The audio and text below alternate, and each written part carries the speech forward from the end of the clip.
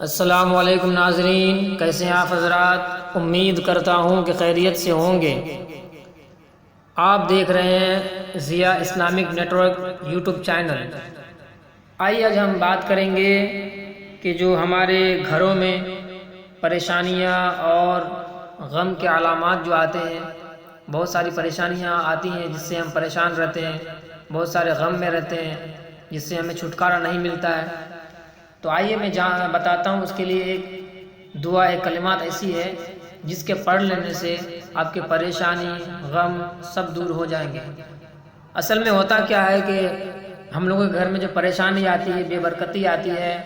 اور جو غم آتے ہیں، اس کی اصل وجہ یہ ہے کہ ہم لوگ دین سے دور رہ رہے ہیں، اللہ تعالیٰ کی بارگاہ میں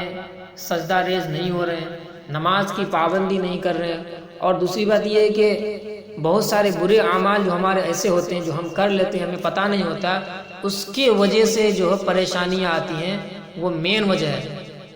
ہمارے سے کسی کو تکلیف پہنچ گیا یا کوئی ہم ایسے برا عمل کر دیے جس کے باعث ہمارے گھر میں پریشانیاں آتی ہیں،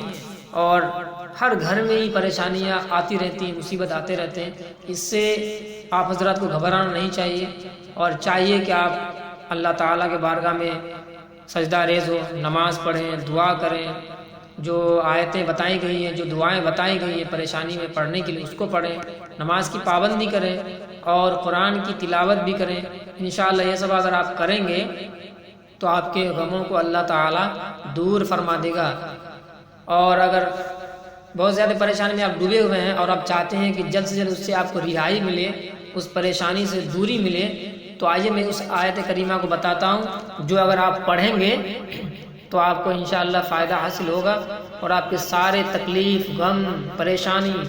سب دور ہو جائیں گے۔ اور یہ بھی کہ اگر آپ کے کوئی ایسے کام ہیں جو نہیں بن رہے ہیں، جو بگڑا ہوا کام نہیں بن پا رہا ہے، بہت سارے کام آپ سوچے رہتے ہیں وہ ہو نہیں پا رہا ہے، یا کوئی ایسا معاملات ہے جو آپ طے کرنا چاہتے ہیں وہ نہیں ہو پاتا ہے، تو اس آیت کی برکت سے وہ سارے معاملات آپ کے حل ہو جائیں گے انشاءاللہ۔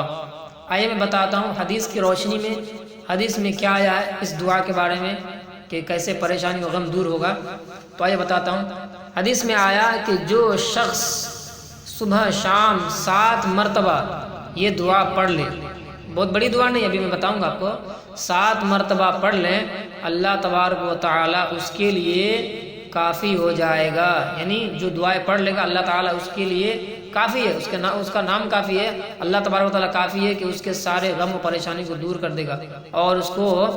کسی کا محتاج ہونا نہیں پڑے گا۔ اور آیا کہ دونوں جہان کے غم و مصیبت سے اس کو نجات دے دے گا۔ جو بندہ اس دعا کو پڑھے گا، اللہ تبارک و تعالیٰ دونوں جہان کے غم و پریشانی کو، صرف دنیا کی پریشانی کو نہیں، اگر آپ دنیا سے اگر چلے گئے آخرت میں وہاں بھی آپ کے لیے اگر پریشانی ہے تو وہ بھی اللہ تعالیٰ دور کر دے گا، اس سے نجات دے دے گا۔ اور یہ بھی فرمایا کہ اس کے بڑے بڑے اہم معاملات کو آسان کر دے گا۔ ابھی میں نے بتایا نا کہ کوئی ایسا معاملات ہے جو آپ کا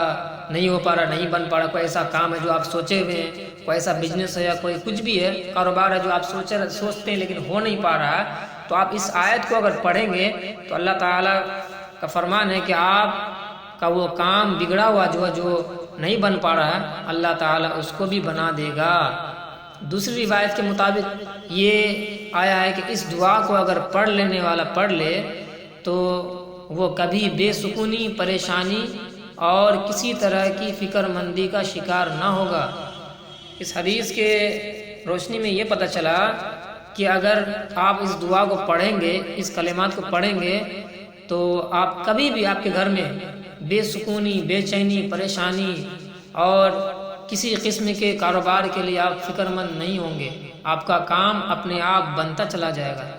نماز تو آپ کو پڑھنا ہی ہے، قرآن کی تلاوت اگر آپ کریں گے اس کے لیے ثواب تو ہے ہی، لیکن اس آیت کو اگر آپ خاص کر پڑھیں گے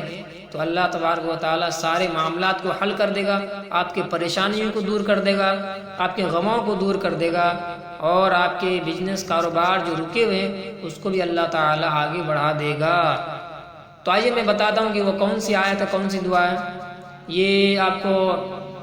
تقریباً 11واں پارہ کی آیت ہے، اور یہ آیت جو میں پڑھ کے آپ کو بتا رہا ہوں اور آپ کو اگر جاننا ہو تو آپ کمنٹ میں لکھیں، میں آپ کو واٹس اپ کر دوں گا یا بتا دوں گا کہ کون سے صفحہ میں کون سے پیج میں ہے، تو آپ دیکھ لیں۔ آپ کو میں بتا دوں کہ یہ جو آیت ہے یہ سورہ توبہ کی آخری آیت کی جو آخری لائن ہے، جہاں پر سورہ توبہ ختم ہوتا ہے اور سورہ یونس